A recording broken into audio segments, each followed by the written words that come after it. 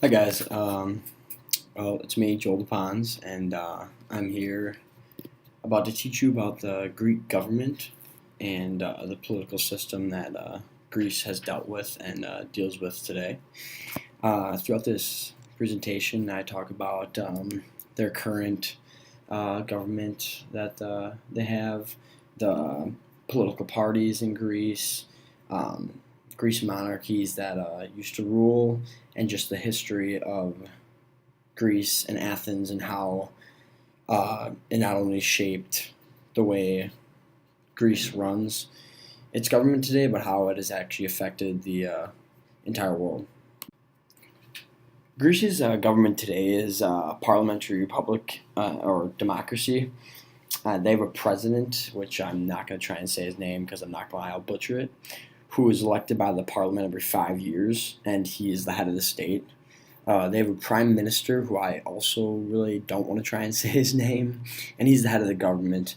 Uh, each of these, or the prime minister, they have a ministerial council consisting of obviously the prime minister, the ministers, deputy ministers, and ministers without portfolio, who all these people do the decision making that like constitutes the government of Greece. They have a legislative power is actually exercised by the parliament and the president of the republic. Executive power is exercised by the president of the republic and the government, and judicial power is vested in the court of laws, and whose decisions are executed by like voting and by the people, and that's where the democracy comes into play. Although the president of the republic has limited power, as most power lies with the government, his duties include like he appoints the prime minister, and who's he appoints or dismisses other members of the government. The president kind of he like almost represents the state in relations to other like countries, and he like does referendums, and he does more of like the outside sourcing with other countries, not so much like the government within Greece. Like I said, each like their elections are normally held every 4 years. Um, and it is anyone a Greek citizen who is 18 years of age or older, and they do a voting that is kind of like the same system as the United States with the same democracy. And as I was discussing the last slide, this is just kind of more in detail on the structure of the parliament democracy that Greece has. The people elect 300 parliamentary duties or deputies who form the parliament, which conducts the legislative duties of the government. The political party can collect 151 seats or more in the parliament, and I'll discuss that later more about how political parties can actually get seats.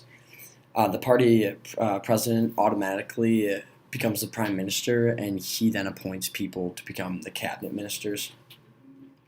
There is a president, like I was saying before, but he is separate and not included by the people. Instead, he is elected by the parliament duties for 5 year terms. Like I said also before, the prime minister doesn't necessarily take care of the law, or he takes, I mean, the president doesn't necessarily take care of the laws, it's more the prime minister, while the president does more actions with other outside country sources. All right, now in political parties in Greece. Prior to the 2012 election, the Greek political system was a two-party, only two parties, with a New Democracy and Pan-Hellenic Socialist movement. The New Democracy is more so like the United States, where it's like a conservative democracy type, like way you could say, and then the Socialist movement was like more of a socialist side of the spectrum, and these two parties have been dominating for quite a while, actually. But actually, ever since 2009, seven parties have entered the parliament. And as I was saying before, under the electoral system, a party needs to surpass like a 3% threshold in the popular vote in order to enter the parliament or like to get noticed as a party. And the largest party, like that gets percentage wise of voting, gets a 50 seat bonus out of like the 300 seats I was talking about in the parliament, and this just like ensures for like majority kind of like majority vote or what's like obviously most of the people want. And there was five parties entered in 2009, actually. Um, and there were obviously New Democracy, the Pan Hellenic Socialist Movement, the Communist Party of Greece, the coalition of the radical left, and the Popular Orthodox Rally. And then in the 2012, seven parties entered with those same ones: Independent Greeks, the Golden Dawn, and Democratic Left were the other parties that entered. In this side, I talked about the Greece monarchies, which were kind of on and off throughout like ancient Greek history, when it fluctuated between democracy and monarchies and whatnot was whatever was kind of going on with the country. The first monarch was Otto the First, who became the first modern king of Greece actually in 1832, and he reigned until I think 1864, I believe. Uh, then the last monarch was Constantine II of Greece, who reigned as a king of Greece until actually 1964, until the abolition of the monarchy in 1973, when they then went back to the democracy republic that Greece kind of created. With Greece being one of the most historical countries in all of actually the world, there's a lot to talk about when it comes to their history of government and how it led to the structure today. Ancient Greeks had many questions about who should rule and the diverse forms of the government in the different city states because it kind of the difference between how they rule now and how back then it was each city state had its own kind of own government and ruled how they wanted to rule compared to just being the whole country having the same government structure. However, obviously, what many people know today and what is widely known as like Greek's greatest contribution to society was their creating of democracy. Uh, but that wasn't the only thing that they were known for. The four most common systems of Greek government were obviously democracy, which is the rule by the people, or back then it was only male citizens. Male citizens. Monarchy, like I talked about, which is ruled by individuals who inherited their role. Uh, oligarchy, which was ruled by a select group of individuals, and tyranny, which is ruled by an individual who had seized power by unconstitutional means. Um, there were over like 150 political speeches and 2 other inscriptions in which uh, we learned about all these laws and whatnot, how Greek's government worked. There was actually 2 specific political texts with the title of the Constitution of Athenians, because Athens was kind of like the heart and soul of. It was like the capital of Greece, and back then it was like where all the philosophers went, where everything, even they call it the birthplace of democracy. And this was actually even written by Aristotle. Um, the assembly of the Athens met once a month on I think Phoenix Hill in a dedicated space, which could hold up to 6,000 citizens, and any males 18 years or older could attend and vote with simple show of hands, which was kind of how the democracy started and how they started the birthplace of it. In Greece, like I said, monarchies were pretty rare, and they were usually only formed from tyranny, and which the ruler had genuine interest in the people, because tyrants were sole rulers of the state who had taken power, kind of unconstitutional, with like often murdering predecessors. But like a lot of people think that this is evil and it's a bad way of like how the world sees it, but it was simply like looking at their own interests and like for the people, they thought it was for the good of the country.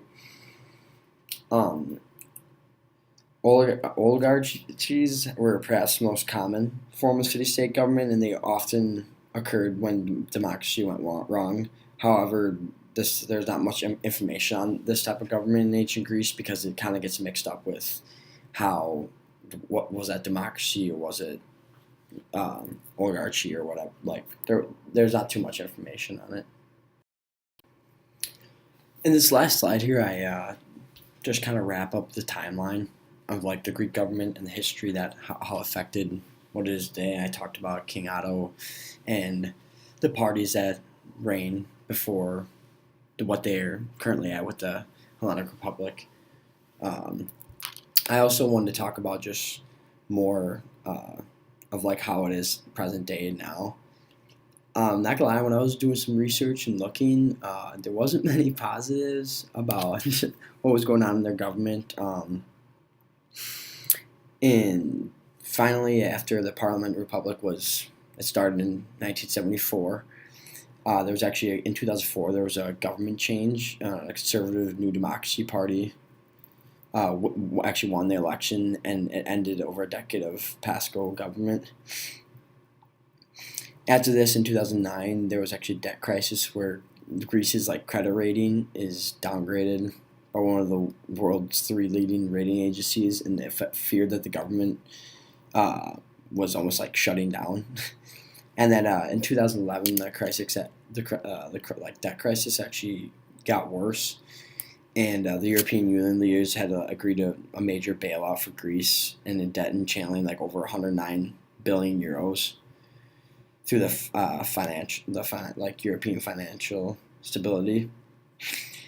And then in 2012, there was a new bailout against ancient of the like background of violent protests in streets in Athens, where the Greek Parliament actually approved a new package that agreed to the European Union to price out $130 billion euro bailout. Greece actually reached a debt swap deal with private sectors, which held massive debt load. And there was more protests actually in 2012 with unions and the parliament, which was trying to pass laws to help and plans to help bail out their loans of all the debt they were in. And in 2013, their unemployment even rose 7%, which was the highest rate in all of the European Union. And then finally, kind of what they left off is what the left was in power.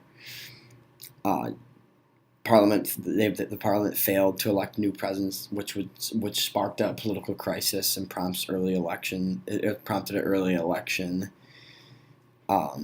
Just kind of with the present problems in Greece right now, they're still working on their economy and they're trying to get back on their feet with just kind of the crisis they went through with their debt in the early 2000s, and that's where they are now, and they're just trying to work their way up and just get back on their feet. And I think they're slightly improving now. I didn't really do too much research on the economic, but for the government side, I think they're trying their best to kind of get back on their feet.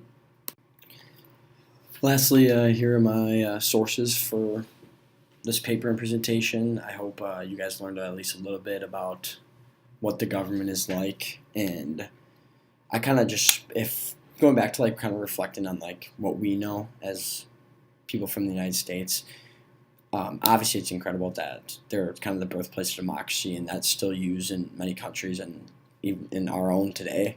Obviously, there's a little bit of difference, but like I said, they have most of the same ways of voting and how they elect people into the country as senators, or obviously there's different names for it and stuff like that, but for the most part, we kind of share the same source of government and tendencies. So, thanks, guys.